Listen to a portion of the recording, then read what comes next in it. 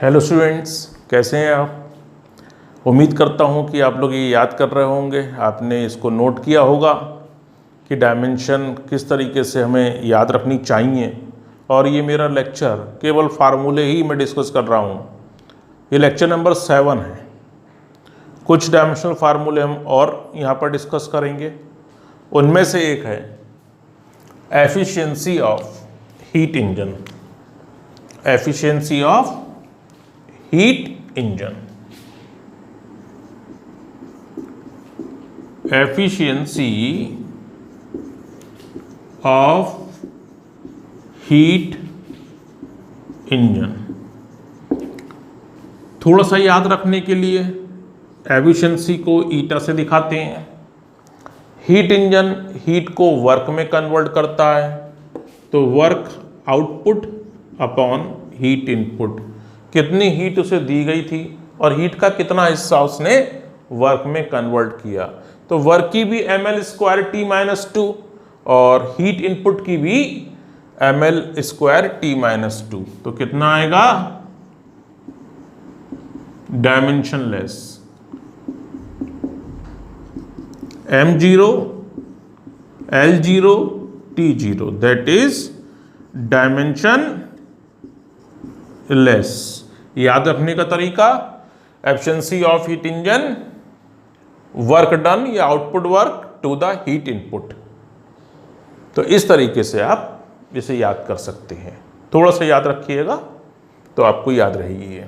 फिलहाल नेक्स्ट है coefficient of performance.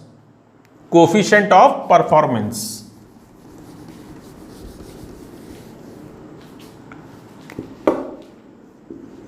Coefficient of performance. ये रेफ्रिजरेटर से रिलेटेड है। डिनोशन बीटा लिया गया है। रेफ्रिजरेटर हीट जो है वो एक्सट्रैक्ट करता है, रिमूव करता है हॉट बॉडी से, तभी उनका टेम्परेचर क्या होता है? डिक्रीज होता है। तो हीट रिमूव्ड पर साइकिल, इसमें एक, अब ज़्यादा बात नहीं करेंगे, पर साइकिल नॉर्मली एक स्टेप्स हैं, तो एक कंप्लीट होता है, उसे एक साइकिल कहते हैं। Heat removed per cycle and work done required per cycle. आप इलेक्ट्रिक एनर्जी इसमें कंज्यूम होती है, तो वर्क डन जो होता है वो कितना है और हीट कितनी रिमूव हुई, तो heat removed upon work done.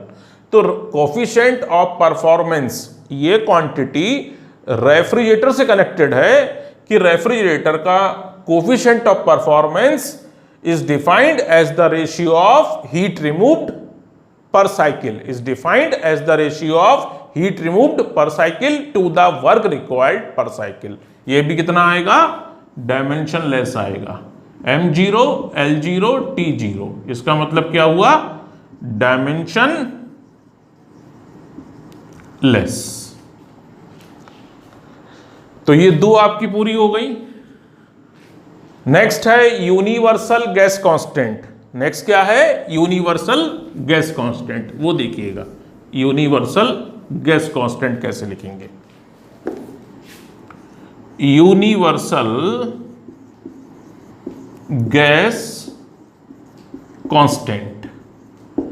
Ideal gas equation फिलहाल फिजिक्स में तो अभी नहीं देखी होगी, केमिस्ट्री में अगर आपने पढ़ी है तो आपको याद होगा PV is equal to nRT।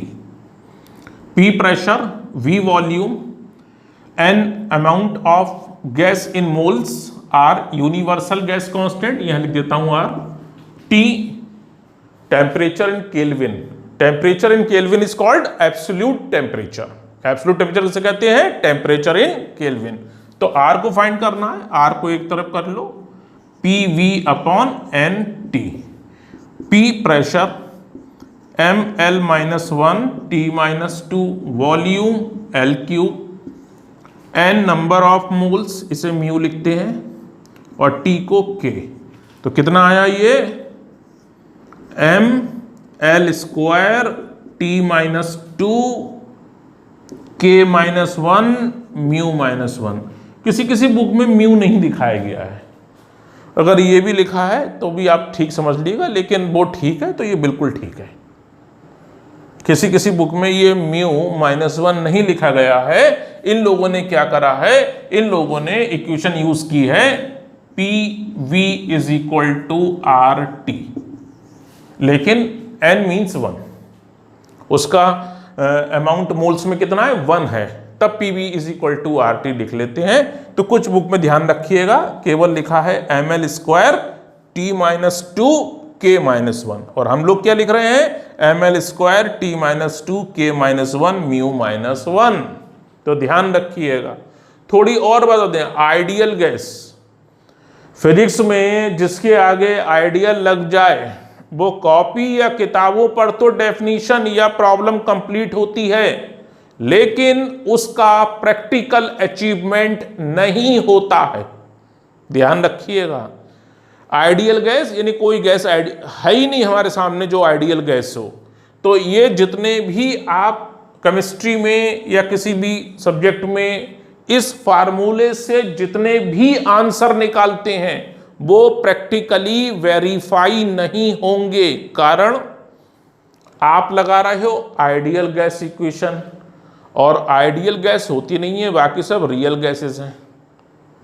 तो यहां पर आइडियल गैस इक्वेशन को थोड़ा करेक्ट करके लिखा गया, जिसे हम या करेक्ट वे में लिखा गया उसे von der Waals gas equation कहते हैं, और वो रियल गैस के लिए अप्लाई की जाती है। फिलहाल आप इतना ही ध्यान रखिए।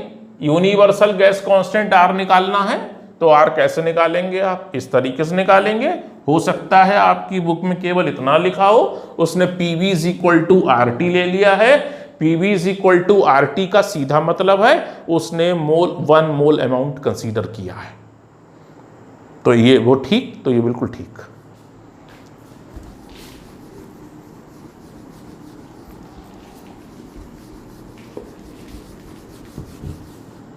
नेक्स्ट है van der Waals constant AB। Van der Waals constant दो होते हैं, ये दोनों लिख दे रहा हूं A एंड B। क्या लिखा है A एंड B। इक्वेशन लिखता हूं P plus A upon V square V minus B is equal to RT।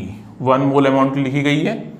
P pressure है, V वॉल्यूम है, R यूनिवर्सल गैस कांस्टेंट है, T एब्सोल्यूट टेम्परेचर यानी कि टेम्परेचर इन केल्विन है, और A और B, स्मॉल a और small b क्या है, van der Waals gas constant है। ध्यान रखिएगा कैसे फाइंड करेंगे।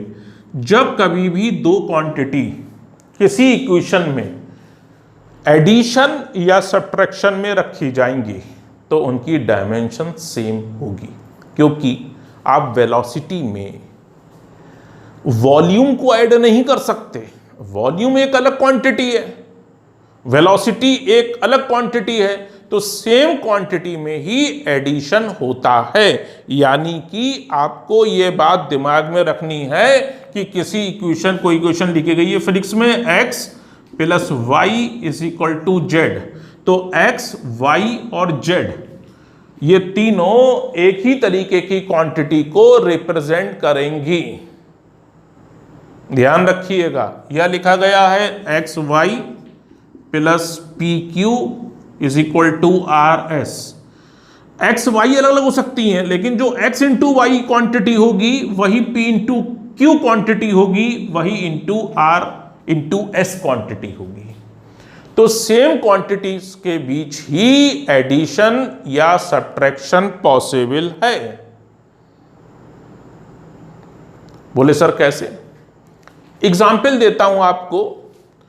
मान लिए मेरे बॉडी का टेम्परेचर 100 फ़ारेनहाइट है, 100 डिग्री फ़ारेनहाइट है, और मेरी पॉकेट में 100 रुपीज हैं।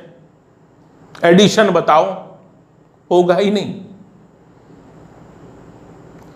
वही वो एक नंबर है और वो टेम्परेचर है। दूसरी एग्जाम्पल देता हूं।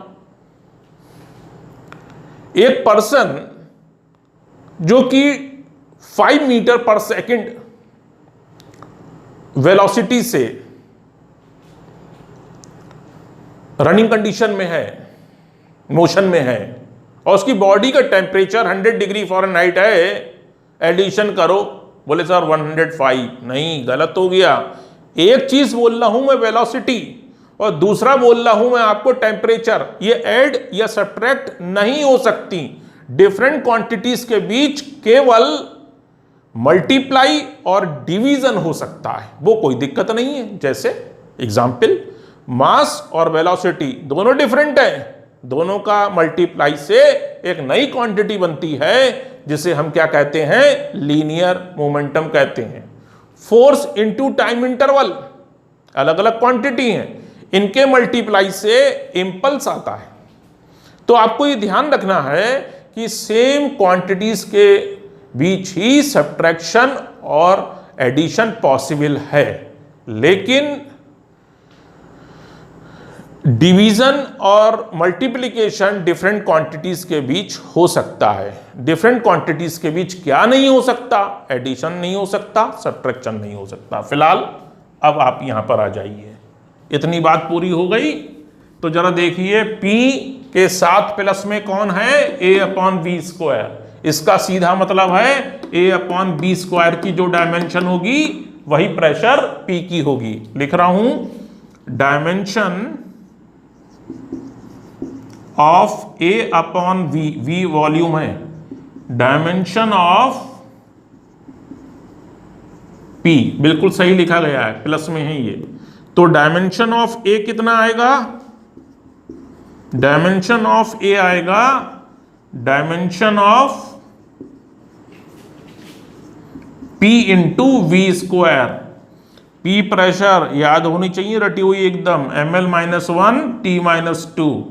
वॉल्यूम का स्क्वायर है, वॉल्यूम की होगी L⁻³ और वो है वॉल्यूम स्क्वायर। कितना हो जाएगा, L⁻⁶। कितना आएगा आपके पास, mL⁵ T⁻⁻²। ये डायमेंशन किसकी है, van der Waals constant small a की है। कितनी है, mL⁵ T⁻⁻²। ये मैंने कई बार पेपर में देखी है, एग्जामिनेशन जो आप 11th में होते हैं आपके, उसमें देखी गई है ये। अब B की देखिए, B किसके साथ सब्ट्रैक्शन में है, वॉल्यूम के साथ। तो B की डायमेंशन किसके बराबर होगी, वॉल्यूम की डायमेंशन के बराबर होगी। आ जाएगा आसानी से।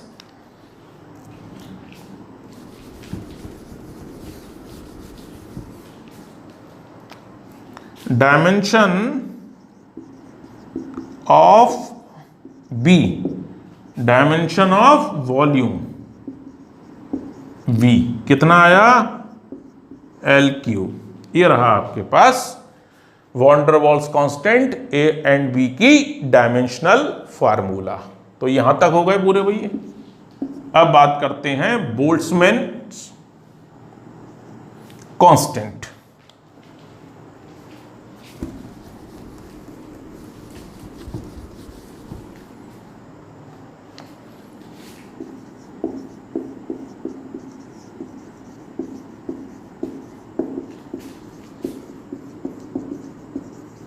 कांस्टेंट स्मॉल के से दिखाते हैं, universal gas constant upon Avogadro's number.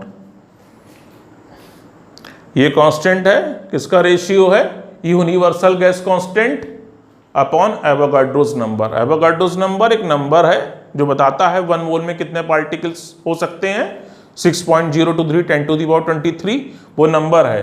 तो जो R की डायमेंशन होगी वही K की होगी। अगर आपकी R को याद है, नहीं तो रफली निकाल लिएगा। R क्या है, यूनिवर्सल गैस कांस्टेंट। कितना आया था, mL² T-2 K-1। मैंने कहा था कुछ बुक में इतना ही लिखा है, और ये आया μ-1। मैक्सिमम बुक में इसकी यही लिखी है, आप चाहें तो यही लिख सकते हैं।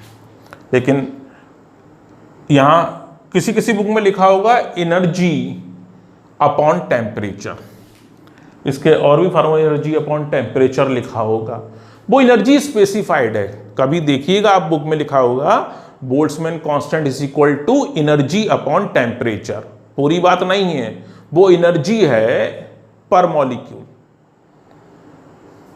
तो आप इस तरीके से लिख सकते हैं R/n, ध्यान रहेगा R/n से k आ जाएगा। अब आया नेक्स्ट सोलर कांस्टेंट। भाई याद रखने का तरीका देखिए, पूरा सिलेबस वो भी आपके 7-8 लेक्चर्स में। तो मेरी कोशिश है कि आप ज़्यादा से ज़्यादा डायमेंशनल फार्मूले याद रख सकें, और मुझे उम्मीद है कि आप इसे कॉपी में नोट कर लेंगे और आप आसानी से याद कर लेंगे, क्योंकि आपको इसे यूज़ करना है प्रॉब्लम में। अभी ख़त्म हो रही हैं तो मैं प्रॉब्लम भी यहाँ पर जो भी लेक्चर होंगे वो प्रॉब्लम के बारे में होंगे। फिलहाल सोलर कांस्टेंट,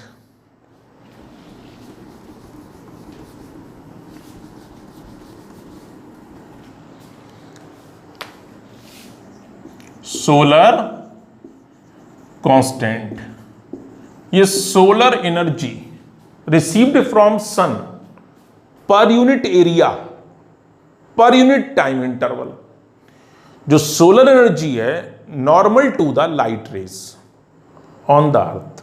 तो अगर थोड़ा सा ध्यान रखना, आप ज़्यादा डेफिनेशन में जाएंगे नहीं, जिस चैप्टर में है अपनी की जगह रहें, तो सोलर एनर्जी जो अर्थ पे रिसीव की जाती है इतना ही याद रखो, per unit area per unit time.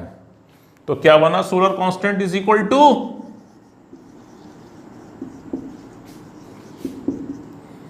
Energy upon area upon time. चाहो तो इसे सोलर एनर्जी लिख लेना, ठीक। तो कितना आएगा, ml² t-2, और ये कितना हुआ l², और ये कितना आ गया t, टाइम है। तो कितना आ गया, l की पावर लिखना चाहो तो 0 लिखोगे या गायब कर दो इसे, वो आपकी मर्जी। l की पावर 0 मतलब l नहीं है, mt-3। याद रखने का तरीका, सोलर एनर्जी रिसीव्ड फ्रॉम सन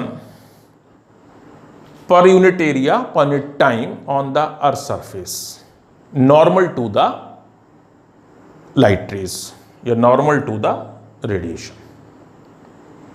फिलहाल आप जैसे भी याद रखना चाहो वो आप रख सकते हो, सोलर कांस्टेंट की है। एंट्रोपी,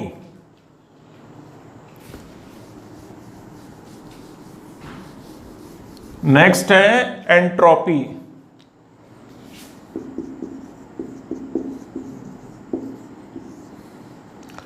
एंट्रोपी ऐसे energy system, thermal energy per unit temperature, ऐसे याद रख सकते हो, लेकिन ये वो है which is unavailable for useful work. इससे यूजफुल वर्क नहीं होगा। तो आप अगर एंट्रोपी इज इक्वल टू लिखना चाहो तो आप लिख दो energy upon temperature.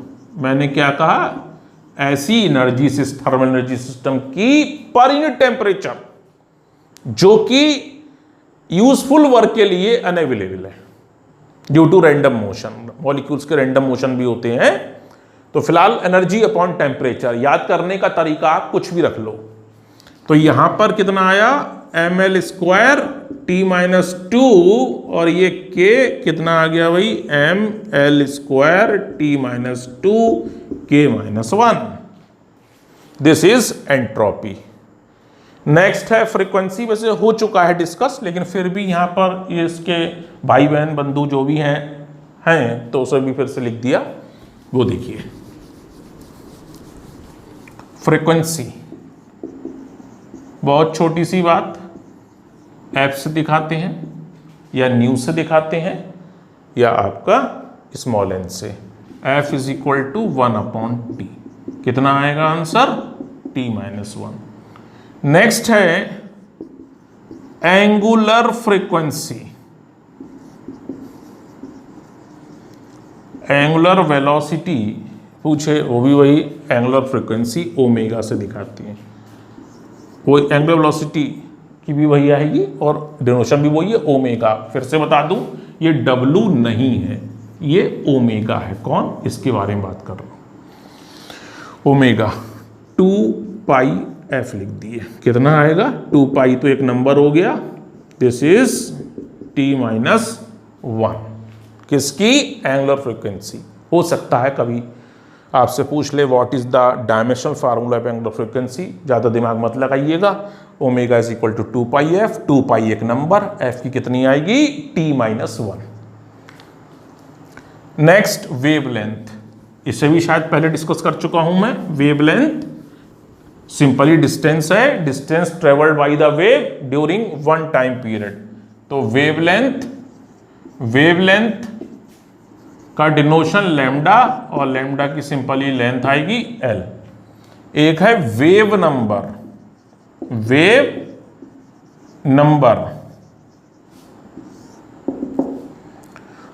Number 2π upon lambda. 2π एक नंबर, लैम्डा की l कितना आएगा? l-1। ध्यान रखिएगा, अगर कहीं पर आपसे पूछ लिया जाए तो आना चाहिए। एक और हो सकती है, यहां लिखी नहीं, इंटेंसिटी ऑफ अ वेव। क्या लिखा मैंने? Intensity of a wave, energy flows, amount of energy flows per unit area per unit time normal to the plane of that surface. तो कितना आएगा ये? आई से दिखा सकते हो, एनर्जी अपॉन एरिया और अपॉन टाइम। इसकी भी डायमेंशन निकाल सकते हो आप आसानी से। एनर्जी की ml², t-2, area l², time t। तो कितना आया? mt-3। मर्जी आपकी है, आप जैसे चाहें याद कर लो। फिलहाल 11th वाले सिलेबस से लगभग सभी डायमेंशनल फार्मूले मैंने डिस्कस किए। हाँ, जो क्वांटिटी आप 12 में पढ़ोगे वो इलेक्ट्रिसिटी और मैग्नेटिज्म से रिलेटेड होंगी, उसका कहीं भी यहाँ पर डिस्कशन नहीं हुआ है। उसको आप चाहें तो आगे बढ़ाओगे तो ये नंबर ऑफ डायमेंशनल फार्मूले आपके मोर देन 100 की तरफ मूव कर जाएंगे। कब करेंगे मूव? जब आप और क्वांटिटी को इंक्लूड करोगे जो कि आपके क्लास 12th के सिलेबस में है। क्लास 12th का सिलेबस मिलता जुलता है क्लास 10th के सिलेबस से। जैसे वहाँ पर इलेक्ट्रिसिटी थी, यहाँ भी है इलेक्ट्रोस्टैटिक्स, 2 ब्रांच इलेक्ट्रिसिटी। तो उस तरीके से भी आप यहाँ पर और डायमेंशनल फार्मूले आप मूव कर सकते हो। तो मैं अगर देखूँगा कि और उसमें लेक्चर बनाऊँगा मैं आपको कि क्लास 12 से रिलेटेड क्वांटिटी के बारे में डिस्कस किया जाए। जैसे Q charge formula, IT, I की जगह A लिखोगे, T की जगह टाइम, Q का कितना हुआ? A × T। ध्यान रखना है। अब आपके पास है पोटेंशियल डिफरेंस। अगर थोड़ी सी डेफिनेशन याद है आपको तो वर्क अपॉन चार्ज कर दो। वर्क की ml² t-2, चार्ज की Q की कितनी होगी? AT। तो इस तरीके से आप चाहो तो अपने लेवल पर भी और इंक्लूड कर सकते हो, क्योंकि इस चैप्टर में बच्चों किसी तरीके की कोई बाउंड्री नहीं है कि टीचर ये पूछेगा, ये नहीं पूछेगा, ये आपसे बिल्कुल बात नहीं करेगा। उसे क्वेश्चन पेपर बनाते समय बिल्कुल फ्री है। और ये क्लास 11th है, आपकी 9th नहीं है, ध्यान रखिएगा आप। यहाँ पर प्रॉब्लम के लिए बिल्कुल बाउंड्री फ्री है। तो उसका स्टैंडर्ड क्या हो सकता है, क्या नहीं हो सकता, ये आपके सॉल्व करने के तरीके पे डिपेंड करेगा। आप कर पा रहे हैं, नहीं कर पा रहे हैं। तो डेफिनेटली आप में एक रिक्वेस्ट मेरी मान लीजिएगा, ये 10th नहीं है, ये 9th नहीं है, ये 11th है। और यहाँ पर प्रॉब्लम को लेके कोई बाउंड्री नहीं है। तो डेफिनेटली एक अच्छी मेहनत करिए और NCERT जो बुक है उससे सॉल्व करिए, और भी बुक आती हैं उनको आप सॉल्व कर सकते हो। जितनी प्रैक्टिस करोगे, जितना कमांड करने की कोशिश करोगे, उतनी ही आपका क्या कहते हैं एक अच्छा इसमें स्ट्रॉन्ग परफॉर्मेंस आएगी फिजिक्स में। अदरवाइज बहुत मुश्किल होता है, पता लगा कि याद करके कुछ गए और आ कुछ गया। तो कोशिश करिए बच्चों। Thank you for watching. और भाई एक काम करिएगा, जिसने भी ये सब्सक्राइब नहीं किया चैनल, तो आपके सर की रिक्वेस्ट है कि इसे सब्सक्राइब करिए और साथ में अपने फ्रेंड्स या रिलेटिव्स जो भी हैं, जो जेन्यून ये यानी कि जो बच्चे हैं मेरे, जो देख रहे हैं ये समझ रहे हैं, उनको आप शेयर कर सकते हैं। और अगर कोई भी आपको दिक्कत आ रही है तो आप कमेंट में लिखिए। मुझसे भी गलती हो सकती है तो आप ज़रूर बताइएगा, ऐसा नहीं है, क्योंकि जब मैं वीडियो बना रहा हूँ तो शायद मुझे कोई रोकने या टोकने वाला नहीं है, तो हो सकता है। फिलहाल अगर कोई मुँह से शब्द गलत निकल गया तो उसे इग्नोर कर दीजिएगा।